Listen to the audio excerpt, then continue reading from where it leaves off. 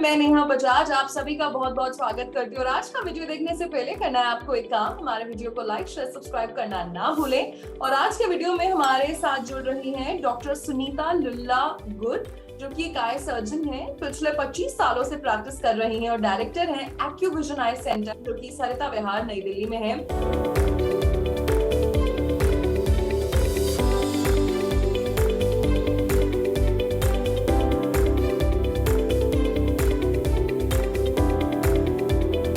Doctor Sunita, जी money hair show में आपका बहुत बहुत स्वागत है। Thank you. And I'm Dr. Sunita from Acuvation Eye Center. So, doctor Sunita, आज हम बात करने वाले हैं केराटोकोनस के बारे में। सबसे पहले तो ये बताइए कि क्या मैंने इसे सही तरीके से प्रोनाउंस किया है कि नहीं, एंड ये भी कि ये आंखों से संबंधित कौन सी बीमारी है? हाँ, आपने प्रोनाउंस तो ठीक किया है। केराटोकोनस इस कंडीशन को बोलते हैं। ये आंख की ऐसी प्रॉब्लम होती है जो कॉर्निया से रिलेटेड होती है। जो हमारा आंख का आकार है, जैसे ये हमारा आंख का आकार है, ये पूरा ये कॉर्निया होता है जो, तो इससे रिलेटेड होती है। ये जो शेप स्फेरिकल दिखता है यहाँ पर, इसका शेप कोनिकल हो जाता है, तो इसी वजह से इसको बोलते हैं केराटोकोनस। केरा मतलब कॉर्निया एंड कोनस मतलब conical shape. Okay, so ma'am basically किस वजह से होती है और क्यों ये आंखों के लिए क्या प्रॉब्लमैटिक हो जाता है? हाँ, इसके ना बहुत सारे ऐसे कारण तो नहीं पता है कि क्यों होता है, बट जेनेटिक होता है नंबर 1। अगर फैमिली में होता है तो बच्चों में होने की संभावना होती है। नंबर 2, जो लोगों को बहुत एलर्जीज होती है, अस्थमा होता है, अपनी आंखें बहुत रब करती हैं, उनमें भी होने के चांसेस ज्यादा होते हैं। तो ये 2, और तीसरा, अगर शरीर में ऐसी कोई सिंड्रोम है, कोई बीमारी है, तो उसकी वजह से भी हो सकता है। तो ये 3 कंडीशंस है, बट यूजली कोई कॉज डायरेक्टली नहीं पता चला है कि आप कुछ गलत काम करते हो या कुछ ऐसे करते हो तो उसकी वजह से केराटोकोनस हो। अच्छा, एंड मैम इसके क्या क्या लक्षण देखने को मिलते हैं? सबसे पहले पेशेंट्स किन चीजों की शिकायत करते हैं? इसमें यूजली देखो, ये जो प्रॉब्लम डेवलप होती है ये टीन्स में ज्यादा कॉमन होती है। जब इसके लक्षण आना स्टार्ट होते हैं टीन्स या अर्ली टीन्स बोलो, या 20 इयर्स की एज तक। जब एज बड़ी हो जाती है, जैसे 40 साल वगैरह, तब तो केराटोकोनस बहुत मुश्किल से देखा गया है, पर यूजली टीन्स में देखा गया है। और इसमें लोगों को क्या होता है कि एक तो धुंधला दिखता है, और जब चश्मे का नंबर टेस्ट भी होता है तो उसमें नंबर प्रॉपर नहीं निकलता है, या कई बार चश्मे के नंबर बार बार बदलते हैं। जब हम बाहर जाते हैं तो धूप थोड़ी सी फैली हुई ज्यादा दिखती है, लाइट थोड़ी सी फैली हुई ज्यादा दिखती है, तो इसमें ये लक्षण हो सकते हैं। ओके, एंड मैम आपके पास जब पेशेंट्स आते हैं तो आप इसका डायग्नोसिस कैसे करती हैं? इसमें देखो, जब हम पहले, हाँ, तो जैसे हम विजन पहले चेक करते हैं, उसके बाद जब हम उनकी कॉर्निया का शेप, हमारे पास स्पेशल मशीन होती है देखने के लिए, तो उस पे हम देखते हैं कि ये तो शेप ठीक नहीं दिख रहा है, तो उसके बाद फिर हम कुछ इन्वेस्टिगेशन करते हैं, कॉर्निया के मेजरमेंट्स लेते हैं, जिससे हमें पता चल जाता है कि आई का शेप नॉर्मल स्फेरिकल ना होकर कोनिकल है। तो तब हम केराटोकोनस सस्पेक्ट करते हैं, फिर उसके स्पेशल टेस्ट भी करवाते हैं डायग्नोसिस को कंफर्म करने के लिए। ओके, एंड मैम इसका ट्रीटमेंट कैसे होता है? कैसे ट्रीटमेंट का, क्या ये कम्प्लीटली रिवर्सिबल है? क्या हम इसे एक नॉर्मल आई प्रॉब्लम की तरह ट्रीट करें?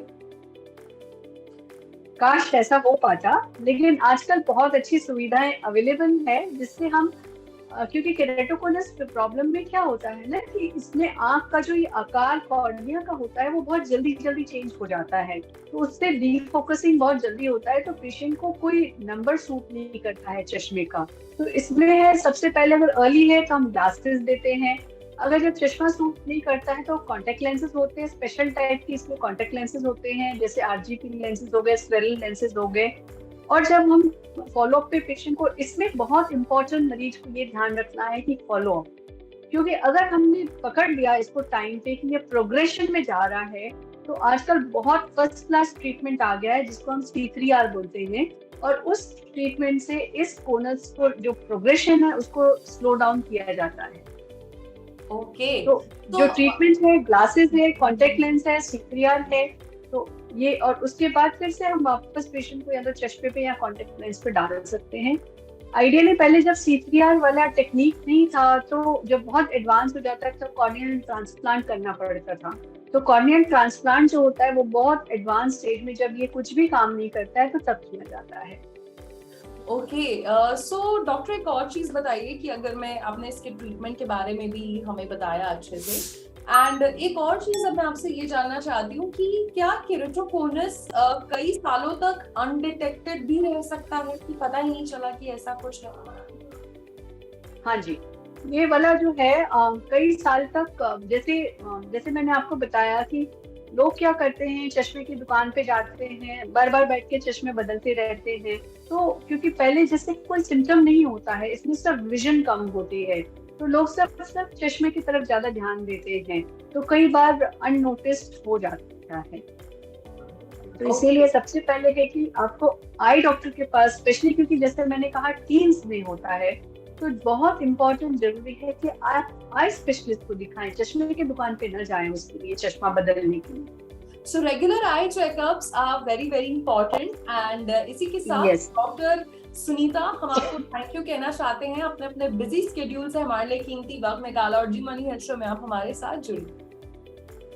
इसमें सिर्फ एक बात और कहना चाहूंगी कि जब भी किसी का केरेटोकोनस डायग्नोज होता है तो अपनी आंखों को मला न करें, क्योंकि ज्यादा रबिंग करने से केरेटोकोनस बहुत जल्दी भी बढ़ता है। तो इसलिए ये सब चीजों को आपको ध्यान देना पड़ता है। तो देखिए, कई सारी चीजों को ध्यान में रखे और मैंने तो आज के इंटरव्यू से ये पिक किया है कि हमें रेगुलर आई चेकअप्स करवाने ही करवाने चाहिए, इर्रिस्पेक्टिव ऑफ द फैक्ट कोई समस्या है या नहीं, क्योंकि उससे हर वो छोटी बड़ी चीज पकड़ में आती है जो आगे चलकर गंभीर बीमारी का रूप ले सकती है। So doctor Sunita, thank you so much, आपने अपने बिजी स्केड्यूल से हमारे लिए कीमती वक्त निकाला और जी मनी हेल्थ शो में आप हमारे साथ जुड़े। Thank you and thank you for inviting me for this. So ये थी डॉक्टर सुनीता जिन्होंने हमें बताया केरेटोकोनस के बारे में। आई होप आपको आज का वीडियो बहुत पसंद आया होगा। अपना फीडबैक जरूर शेयर करिएगा। किसी और विषय पर भी अगर आप चर्चा देखना चाहते हैं वो भी हमें बताइएगा। इसी के साथ मैं नेहा बजाज अब आपसे लेती हूँ इजाजत। मिलेंगे जी मनी हेल्थ शो के एक नए वीडियो में एक नए सुपर स्पेशलिस्ट, नए मेडिकल एक्सपर्ट के साथ। तब तक के लिए आप देखते रहिए जी मनी हेल्थ शो। अच्छी सेहत हमारा वादा।